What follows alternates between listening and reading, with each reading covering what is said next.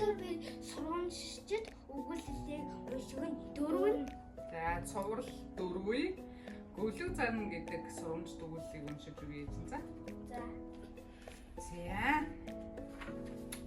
Нэгэн анхны дэлгүүрийн үүдний самбар дээр гөлөг зарна гэсэн зар бичжээ.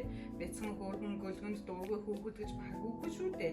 Тун удалгүй нэг жаалгүй дэлгүүрийн эзэнтэй уулзгаар ирлээ.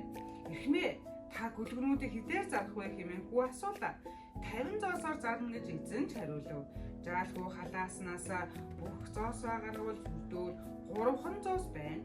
Тэгээд би гөлгөнүүдийг чинь хааж болох уу гэж асуулаа.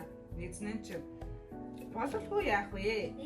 Гэт инээмсэглэв. Дэлгүүрийн арын хаалганаас нэг эмэгтэй ардаа хаацгамж явах хөөргөн гөлгөнүүдийг дагуулсаар гарч ирлээ. Та байсан гөлгөн. Бүгд л цаваа сэргэлэн хайр татам ажээ. Харин тэдний араас сүулдэж гоцорсон нэгэн бяцхан догдсон алхах гөлөг харагдана гинэ.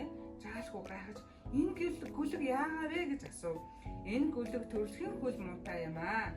Эмч түүнийг олигтой алхаж давхиж чадахгүй гэсэн. Үүнийг сонсоод хүү нүдэн гэрэлтэж би яг энэ гөлгийг л авмаар юм гэв. Хүү минь ээ, энэ чинь төрөлхийн доголд нохоо шүү дээ. Чи үүнийг авах хэрэггүй л дээ. Болов Хэрэггүй.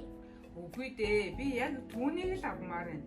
За яг үнэхээр авахыг хүсэж байгаа бол чамд үнгүй өгье гэж дэлгүүрийн эзэн нэмсгэлээ. Гэтэл жаалгүй үүнд их л дургуйцав. Үгүй шүү. Энэ гөлөг бусдаагаа ижил үнд хүрэх ёстой. Надад одоо 3 зоос байна. Би сар бүр ээж танд 1 зоос өгч гөлгөний үнийг төлөх болно. Дэлгүүрийн эзэн аргагүй эрхэн зөвшөөрчээ. Тэгээд асуув. Чи яагаад заавал түүнийг авахыг хүснэ вэ? Хизээж бусад чигээ гүйж хараад чамтай тоглохгүй шүү дээ гэсэн. Жаалгүй түүнд сонсож байсан жаалгүй түүнд гэдэг нөгөө дэлгүүрийн эзэн өмдөгнийхөө шуумгийг өргөж харуулва. Гэтэл тэр хүү өөрөө хиймэл хөлтөө байсан.